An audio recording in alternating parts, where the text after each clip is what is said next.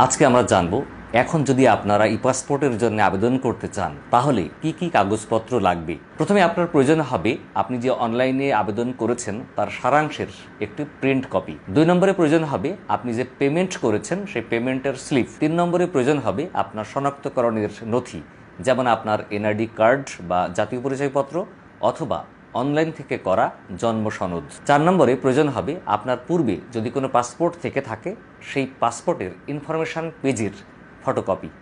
5 নম্বরে প্রয়োজন হবে যদি আপনি সরকারি চাকরিতে কর্মরত থাকেন তাহলে আপনার জন্যে আপনার প্রতিষ্ঠান থেকে নেওয়া গভর্নমেন্ট অর্ডার বা জিও অথবা এনওসি বা নো অবজেকশন সার্টিফিকেট।